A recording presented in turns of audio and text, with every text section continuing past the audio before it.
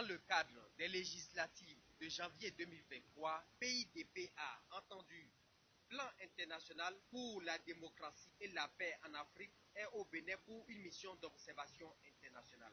Une conférence de presse a été organisée dans la journée du vendredi 6 janvier dernier à Cotonou. Le point avec Jean-Marie Ngondi Bangdang. Il est le chef de mission du PIDPA au Bénin. Plan international pour la démocratie et la paix en Afrique est une organisation non gouvernementale de droit burkinabé dont le siège est basé à Ouagadougou. Plan international pour la démocratie et la paix œuvre dans le domaine de la bonne gouvernance démocratique et la paix sur le continent. En matière d'observation électorale, nous avons déjà pu appenter 37 pays et observer 120 élections. Le cas du Bénin, c'est depuis les années 2000 que nous venions ici et pratiquement toutes les élections nous avons observé. Et si nous sommes revenus, c'est juste parce que le processus de la démocratisation béninois nous a charmés et nous sommes tombés amoureux. Et c'est d'ailleurs pour cela que nous ne pouvons pas rester en marge des élections législatives de 8 janvier 2023.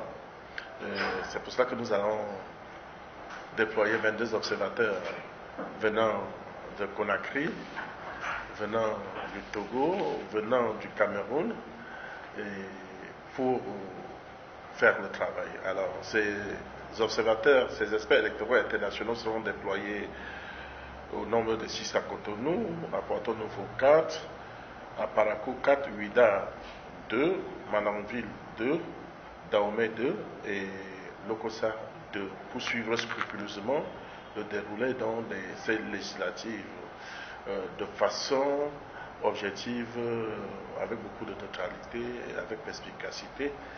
C'est pour cela, et nous disons simplement que le Bénin, de nos jours, doit faire cas d'école pour beaucoup d'autres pays qui n'ont pas encore emboîté le pas du processus de la démocratisation ou qui fonctionnent lentement.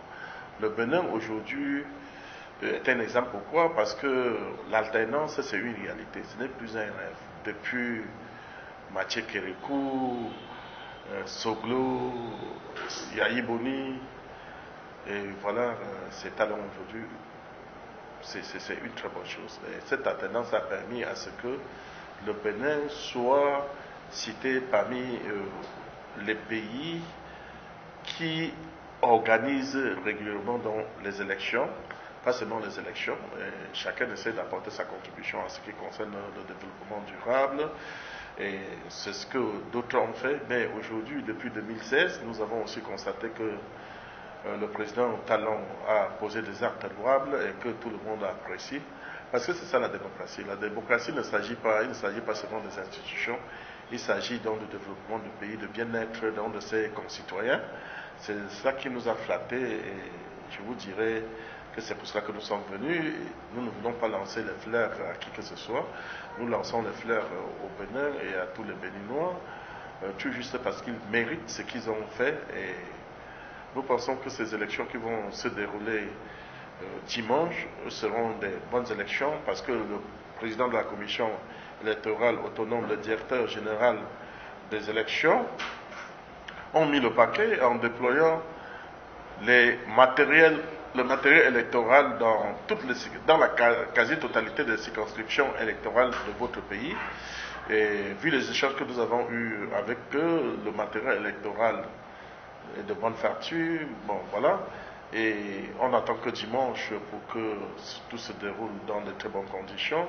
À notre arrivée, nous avons aussi rencontré des personnalités des différents partis politiques, la société civile. Nous avons aussi assisté à la campagne, la dernière était hier. Et la campagne qui s'est déroulée, ou qui continue, puisque jusqu'à demain 20 minuit, aujourd'hui 20 minuit, c'est une campagne civilisée. C'est bien vrai que certains tenaient quelques discours, bon, je ne veux pas dire malveillants, mais quelques discours un peu durs, mais pas de nature à garantir le climat social. Tout ce que nous voulons, c'est que ces élections se passent dans la transparence, dans la quiétude et surtout dans un climat de paix. C'était le point de la conférence de presse avec le chef de mission du PIDPA au Bénin.